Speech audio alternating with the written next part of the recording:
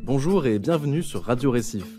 Aujourd'hui, Effie, tu vas nous parler de sexisme, ou plus précisément des comportements sexistes en milieu professionnel. Bonjour Victorien. Et oui, comme tu le sais, on entend parfois au travail des expressions telles que « les mecs, ça sait pas faire deux choses à la fois »,« qu'est-ce qu'elle a aujourd'hui ? Elle a ses règles ?» Lui, une vraie gonzesse. « Oublie pas ton décolleté pour la réunion. Elle doit être encore en journée enfant malade. » Ou bien encore « tu vas pas en plus prendre ton congé paternité ?»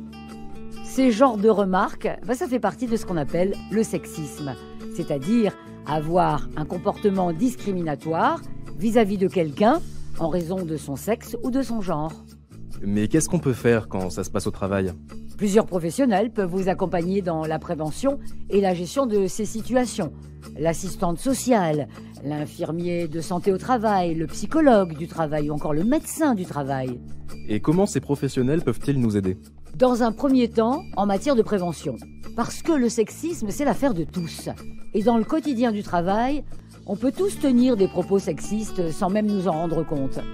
Alors, des ateliers de sensibilisation peuvent nous aider à être davantage vigilants à ce que nous disons. D'autre part, ces professionnels peuvent accompagner les personnes qui se sentent victimes de sexisme dans la gestion de ces situations, en travaillant par exemple sur la manière d'y faire face, tant d'un point de vue personnel qu'administratif et juridique.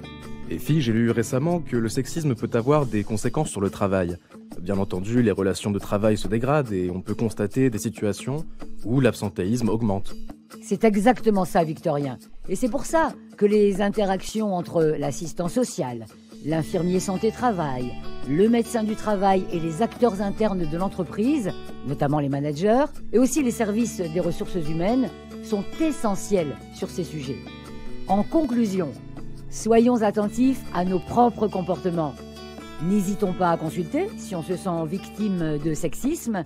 Bref, ne restons pas seuls. Merci pour vos conseils, Effie, et à bientôt sur Radio Récif.